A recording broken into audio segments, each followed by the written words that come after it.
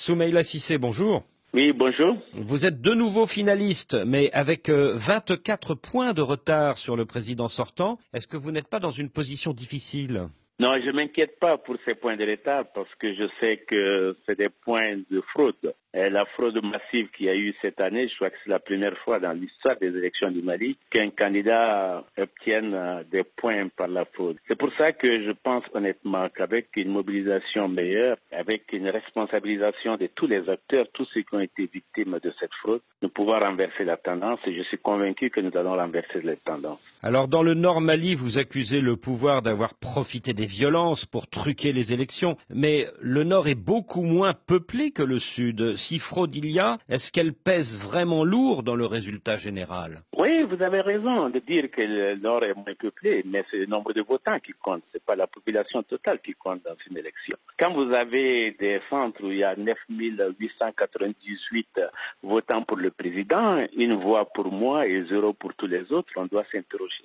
Quand le président fait des progressions de plus de 80% dans certains fiefs dans le Nord, on doit s'interroger. Quand les zones où j'ai traditionnellement gagné, on empêche les gens de voter, je crois qu'on doit s'interroger. Surtout quand on sait que, l'élection a été sous-traitée à des groupes. Ce mercredi soir, le ministère de l'administration territoriale a publié les résultats bureau de vote par bureau de vote. N'est-ce pas un effort louable de transparence? Mais c'est une fois qu'il a été imposé. Il a fallu que la communauté internationale sorte les griffes pour qu'il le fasse. Ça veut dire que ces résultats sont truqués d'un bout à l'autre. J'aimerais bien voir la qualité de ces résultats pour voir que ces bureaux de vote correspondent bien à la réalité. En tout cas, il y a des éléments qui manquent. On va regarder. Mais il a fallu que l'Union européenne en fasse un casus belli pour que cela soit distribué. Et justement, en publiant ces résultats bureau de vote par bureau de vote, est-ce que le pouvoir ne donne pas satisfaction à l'Union européenne? Est-ce qu'il n'affaiblit pas votre position devant la communauté internationale? C'est à l'Union européenne de dire qu'elle est satisfaite. Mais je ne pense pas que les citoyens européens soient satisfaits que ces impôts financent la fraude. Et malheureusement, c'est ce qu'il y a aujourd'hui. Soumeila Cissé, plusieurs de vos partisans vous ont conseillé de boycotter ce deuxième tour et pourtant non, vous décidez d'y aller. Ça veut dire que vous y croyez toujours. Quelles sont à vos yeux les conditions à remplir pour que le deuxième tour se passe à la loyale? Il faut y aller en toute responsabilité. Un parti comme l'URD, qui est un grand parti, ne fait pas de politique de chaise vide. Ensuite, les conditions d'une bonne élection. C'est d'abord que le gouvernement lui-même se rende compte en toute responsabilité que pour le bien de notre pays, il a intérêt à faire des élections propres. Aujourd'hui, nous avons demandé un certain nombre de choses. Nous avons demandé un accompagnement de la communauté internationale, en particulier la MINUSPA dans les zones contrôlées par la rébellion, à savoir qu'il y a eu vote dans tel endroit, qu'ils puissent assister à cela. Nous avons demandé à la CEDEAO de déployer des observateurs dans tous les bureaux pour que cette élection soit crédible. Nous avons demandé à la communauté internationale d'assurer la sécurité dans les zones du centre du pays pour que les gens puissent aller voter correctement. Nous avons demandé qu'on arrête les tripatouillages. Vous savez déjà des bulletins vierges qui commencent à circuler. Ceci est inacceptable. Nous allons nous battre pour que la transparence soit. Le fichier lui-même doit être revu, corrigé, pour que les listes qui vont sortir du fichier n'aient plus de doublons. Nous avons la preuve des doublons, des triplons. Nous avons demandé que le logiciel soit mieux audité. Vous avez un simple logiciel Excel que n'importe qui, excusez-moi le mot, peut tripatouiller. Ce n'est pas honorable. Le logiciel de compilation, c'est ça? Bien sûr, le logiciel de compilation qui donne les résultats. C'est un simple fichier Excel. Je vous assure, n'importe quel étudiant peut le bricoler et faire ce qu'il en veut. Je crois que ce n'est pas sécurisé tout ça. Nous allons mettre nos brigades en place pour que les résultats soient le plus corrects possible. Soumeila Cissé, au-delà de la fraude, est-ce que le président sortant n'a pas réussi à faire une campagne de rassembleur et de père de la nation? Non, je crois que non. Franchement, on a vu la campagne morne qui a été faite par le président de la République. Le président de la République n'a pas de bilan à défendre. Le président de la République a échoué pendant ces 5 ans. L'insécurité a grandi, la crise communautaire est là. Et justement, est-ce que votre adversaire n'a pas réussi à faire oublier ce bilan controversé pour faire une campagne de petit père des peuples?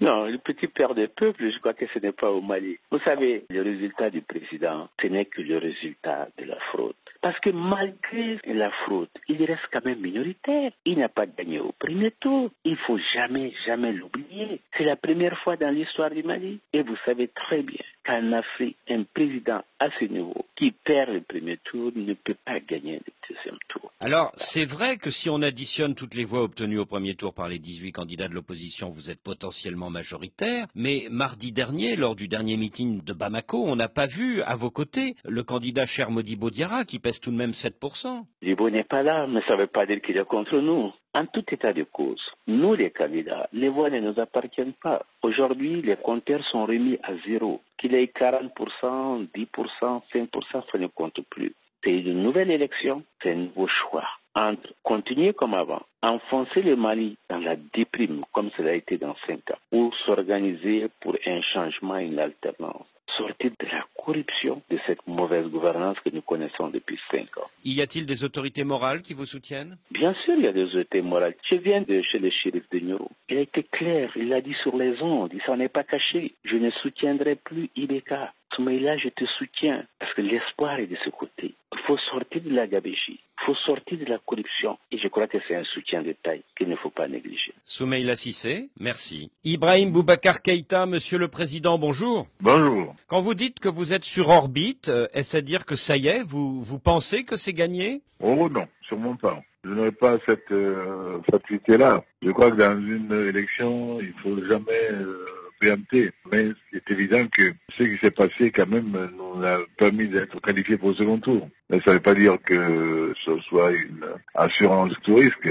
Mais nous pouvons y aller avec beaucoup de confiance et de sérénité. Alors vous êtes confiant parce que vous avez une avance très confortable, 24 points, mais votre rival, Soumaïla Cissé, dit que ce sont les points de la fraude. La preuve, dit-il, ces bureaux de vote de Gao, de Tombouctou, de Mopti, où votre score de 2013 est multiplié par 4 ou par 5, ce n'est pas crédible, dit-il. Mais écoutez, moi je sais ce que j'ai ressenti en parcourant le pays tout entier, du nord au sud, d'est en ouest, et ceux qui viennent m'accueillir. Et je crois que pour ce qui concerne cette histoire de fraude massive, que l'observation nationale ait pu être mise en erreur, l'observation internationale était là aussi, tout le monde en a été. Et je crois que le jeu était très ouvert. S'il y a un processus aujourd'hui qui a été d'un bout à l'autre transparent, c'est le processus malien. Et je pense que également nos compilations ont été absolument corroborées par celles faites par les MINUSMA. Je ne savais pas que les MINUSMA soient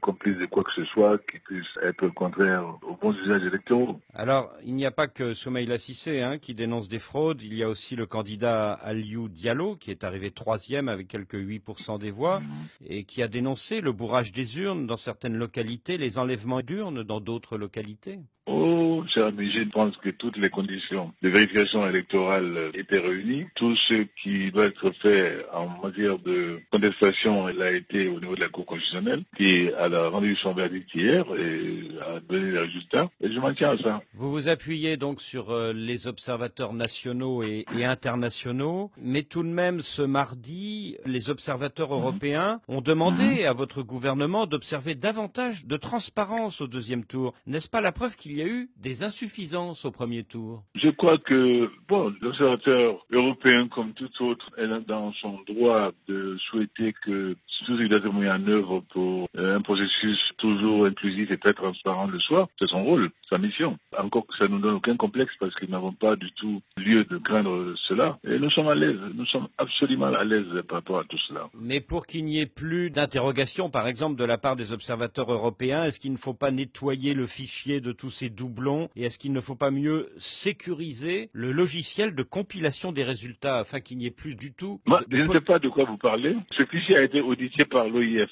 Je crois que tout ce qui doit être fait en matière de fichiers fiables a été fait dans le cas malien. Et maintenant qu'au sortir encore une fois des urnes, devant la déception par rapport au score fait par tel ou tel qui avait très vite vendu la peau de l'ours, cela je peux le comprendre, mais je pense que ce débat-là pour moi n'a absolument aucun sens. Alors Ibrahim Boubacar Keïta, vous êtes donc le président sortant, vous êtes en ballottage. Dans l'histoire du Mali, c'est la première fois qu'un président en exercice est contraint à un deuxième tour et ce n'est pas bon signe pour lui, dit votre adversaire. Qu'est-ce que vous lui répondez? Je lui dirais simplement que cela veut dire que, contrairement à ce qu'il dit, ce processus est absolument d'une grande transparence, d'une grande fiabilité et que sur 24 candidats, j'ai fait le score que j'ai fait. Je n'ai jamais été de ceux-là qui ont dit que ce serait absolument un coup KO et que je passerai tout de suite aux les mains. Non, non, non. Je pense que c'est une compétition électorale, mais tirer quelle conclusion hâtive que ce soit du fait que je sois en ballottage pour dire que je suis désavoué. Non, non, non. Il y a eu 5 ans de l'échange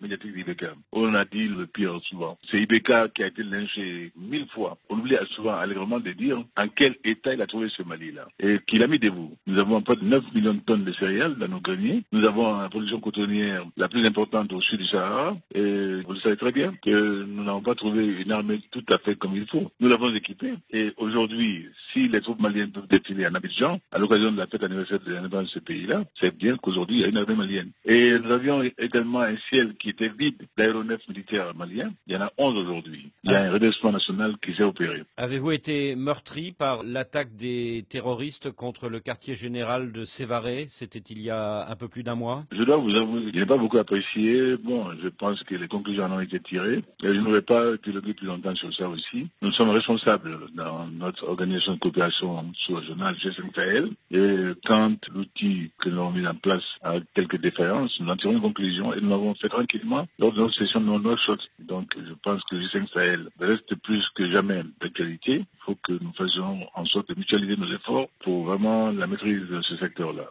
Monsieur le Président, si l'on additionne les voix obtenues par les 18 candidats qui se revendiquent de l'opposition, ça fait tout de même plus de 50%. Est-ce que vous ne craignez pas que dimanche prochain, Soumaïla Cissé fasse le plein de ses voix au second tour? Est-ce que vous pensez que ces voix appartiennent aux uns et aux autres? Et d'autre part, savez-vous ce qui se passe aujourd'hui au niveau de Bamako? Moi, je suis tranquille là-dessus. C'est pas un problème arithmétique, mécanique, c'est autre chose. Il y a beaucoup d'autres logiques qui sont en train de s'opérer et qui ne nous donnent pas à désespérer. Pas du tout, pas du tout. Alors vous faites allusion à la prise de position des candidats arrivés 3e et 4e, Aliou Diallo et Cher Modi Bodiara, qui ne donnent aucune consigne de vote. Je ne fais allusion, cher ami, à aucune prise de position particulière. Je dis simplement que dans cette affaire-là, il faut savoir faire preuve de modestie et raison garder. En tout cas, que le Mali ait réussi la prouesse 5 ans après notre arrivée aux affaires, à date échue, de tenir son élection présidentielle, je crois qu'en soi déjà, cela vaut quand même une reconnaissance de mérite. Sauf, Monsieur le Président, dans 871 bureaux de vote. Vous savez, tous les bureaux de vote n'ont pas pu être ouverts, c'est évident. Mais c'est 3%, contrairement à ce que nous avons connu lors des communales, où nous avions près de 8% de ces bureaux-là. Donc il y a un progrès qui est notable et que nous allons essayer d'amplifier pour réduire encore davantage le nombre de ces bureaux qui n'ont pas pu ouvrir, faute d'accessibilité ou alors pour des raisons simplement de sécurité auxquelles nous essayons de remédier. Pour ce dimanche, vous voulez réduire encore le nombre de bureaux défaillants, hein? Nous allons essayer. Tout est mis en œuvre pour cela. L'évaluation a été faite et je pense que les mesures idoines sont appliquées. Nous et les partenaires qui sont avec nous et qui ont été d'une grande efficacité également, ça aussi, il faut le dire. Si vous gagnez dimanche prochain et si l'opposition crie à la fraude et ne reconnaît pas votre victoire à la différence de ce qu'elle a fait il y a 5 ans, est-ce que vous ne craignez pas que votre pays tombe dans une grave crise? J'espère pour tout le monde, d'abord nos frères même de l'opposition, que ce n'est pas la voie dans laquelle ils souhaitent prospérer et ouvrir une crise post-électorale à la suite des résultats du second tour, si cela nous était favorable. Je ne crois pas que ce soit une bonne chose. Que l'on dise si c'est pas moi c'est le chaos, ça c'est quand même assez grave. Et nul n'a le droit de prendre un pays en otage, surtout quand on veut le diriger. J'ai été à Kidal dans cette campagne. J'ai passé une journée et une nuit à Kidal, pas quelques minutes, pas quelques heures. J'ai passé la journée là-bas et la nuit à Kidal. Et j'ai vu tout ce qu'il y a encore à faire comme chemin pour le confort de la paix au Mali. Et j'y suis engagé. Donc tous nos frères seraient absolument bien inspirés de faire en sorte que nous confortions cette paix-là, que nous appliquions l'accord pour la paix et la réconciliation, qui est la seule alternative possible au Mali pour un Mali apaisé, le développement et la coopération dans la zone sahélienne. Ibrahim Boubacar Keïta, Monsieur le Président, merci.